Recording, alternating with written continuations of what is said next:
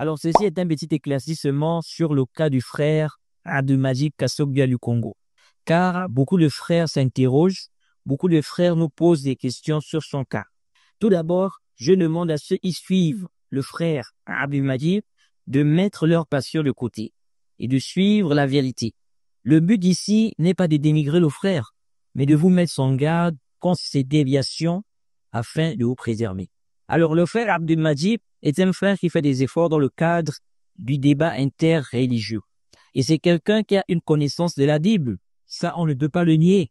Et il fait des efforts dans le fait d'appeler principalement les chrétiens à rentrer dans l'islam. Mais il ne suffit pas de faire des efforts pour appeler les gens à l'islam. Il faut le dire à la science. Il faut la connaissance.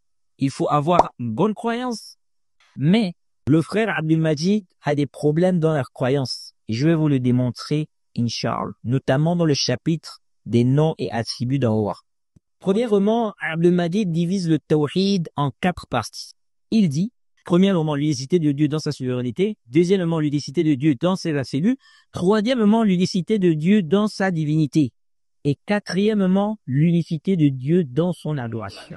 Et ces 4 branches du monothéisme pur sont les suivantes.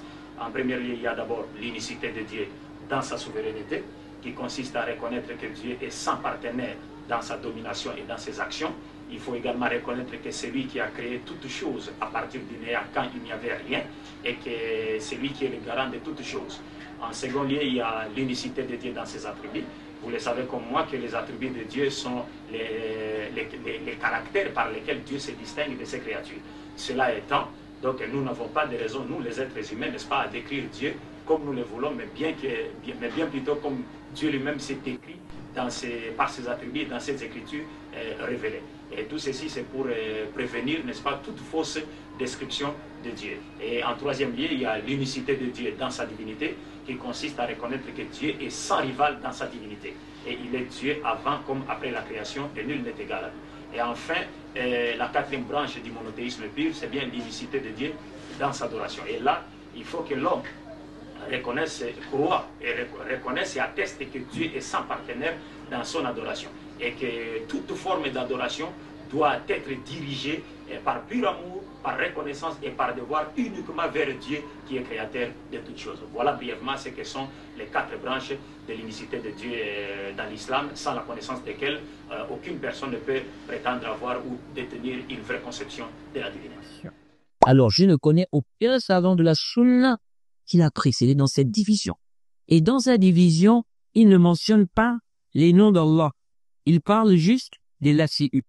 Je m'interroge, est-ce par omission de sa part ou parce qu'il n'y a qu'une croyance particulière par rapport au nom d'Allah ou parce qu'il considère que tous les noms d'Allah en dehors du nom Allah ne sont que des attributs d'Allah? Parce que justement, parmi les déviations du frère Abdelmajid, dans le chapitre des noms et attributs d'Allah, c'est qu'il considère que tous les noms d'Allah, en dehors du nom Allah, ne sont que des attributs d'Allah. Il dit. Mais ce qui est vrai est que contrairement au terme Allah, les autres appellations de Dieu ne sont que des attributs de Dieu. Mais Allah est le nom propre de Dieu. Alors, vous constatez ici qu'Abdelmajid ne sait pas faire la différence, ou du moins, il ne connaît pas la différence entre les noms et les attributs d'Allah. Sachez, mes frères, que la différence entre les noms et les attributs d'Allah se résume en ceci. Le nom indique 2 choses. Il indique l'entité d'Allah, l'essence d'Allah. Donc, il y a plusieurs noms, mais ces noms-là désignent la même entité. Quand tu dis Ar-Rahman, Ar-Rahim, Al-Alim, tu désignes Allah. Deuxièmement, il indique, donc le nom, il indique l'attribut que contient ce nom. Car tous les noms d'Allah contiennent un attribut. Quand on dit Ar-Rahman, on a l'attribut de Rahman. Al-Alim, on a l'attribut de Ilm, la science. Al-Sami', l'audient, on a l'attribut de lui. Al-Basir, le clairvoyant, on a l'attribut de la vue. On ne dit pas Ar-Rahman, c'est l'attribut. Ar-Rahman, c'est le nom. Mais j'aimerais rappeler 2 choses très importantes ici, concernant le chapitre des noms et attributs d'Allah. Premièrement, c'est concernant le tamsil. Donc, le fait de faire ressembler Allah à ces créatures. Alors, ainsi, l'anthropomorphisme. Alors, état de revenir. Lorsqu'on affirme les attributs d'Allah, il y a entre les attributs d'Allah et ceux de ces créatures, al-qadr mushtarak, c'est-à-dire, ici, qu'il y a un point commun, un aspect commun entre les attributs d'Allah et les attributs des créatures. Ou al-qadr mumayyiz, qui est l'aspect distinctif, le degré, les différenciations, donc le fait qu'il n'y ait pas de similitude entre Allah et ses créatures, ces deux choses-là, on doit les affirmer. Celui qui réunit le qadr mushtarak, il a rejeté l'attribut.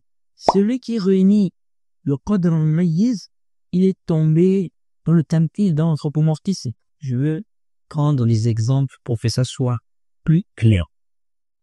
Lorsqu'on parle des attributs d'Allah, on doit regarder cela sur trois aspects. Premièrement, regarde l'attribut sans annexion. Exemple, l'œil, la vue. Ok? Ici, regarde l'attribut en tant qu'attribut sans annexion et comprends le sens. C'est ici qu'il y a le point commun. C'est ici qu'il y a l'aspect commun, qui est un degré de ressemblance. Deuxièmement, tu regardes l'attribut après son annexion au Créateur. Exemple, l'œil d'Allah, la vue d'Allah. Ah, ici l'attribut est devenu proche à Allah, c'est-à-dire l'attribut ici est annexé à Allah. L'œil d'Allah, la vue d'Allah. Et c'est là où on a le qadr mumayyiz, le qadr fari, l'aspect distinctif, le degré de différenciation. C'est-à-dire qu'ici, il n'y a pas de similitude, il n'y a pas de ressemblement. Je vais vous donner un tout petit exemple, que ça peut peut-être être un peu compliqué de savoir attention. Lorsque j'ai une tête, quelqu'un peut s'imaginer, en général, la personne va s'imaginer la tête d'un être humain, parce que j'ai dit une tête. Mais si je dis, après avoir dit la tête, j'ai dit la tête du serpent. Celui qui sait d'abord, quand j'ai dit une tête, celui qui sait imaginer la tête de l'être humain, quand j'ai dit la tête du serpent, là l'image a changé. Quand une image se vient maintenant dans la tête, l'image de la tête du serpent. C'est pour dire que lorsqu'on a annexion, l'attribut devient quelque chose qui est propre à la chose à laquelle l'attribut est annexé. Troisièmement, je regarde l'attribut après son annexion à la créature. Et ici, ça devient propre à la créature. Mukhtassim, vie.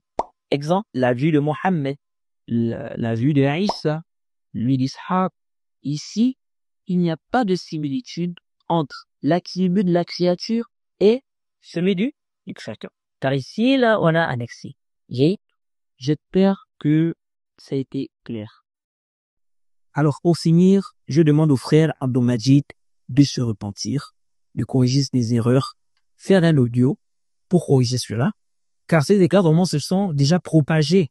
Et Allah seul sait combien de personnes se sont déjà égarées avec ces conceptions-là, ou combien de personnes ont compris ces ambiguïtés-là. Si le frère se réforme, alhamdulillah, c'est ce que nous souhaitons.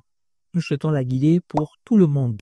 Et je profite aussi de l'occasion pour dire aux frères qui suivent les pas d'Abdou-Majid d'apprendre leur religion d'abord. Et vraiment, quand on a facilité, je m'arrête ici. Je demande à Allah de nous accorder la sincérité et je lui demande de faciliter mon frère Abdou-Majid afin qu'il se repente publiquement et qu'il ne soit pas pris d'orgueil. Wa subhanaka wa bihamdik wa ashhadu an la ilaha illa anta astaghfiruka wa atubu ilayk.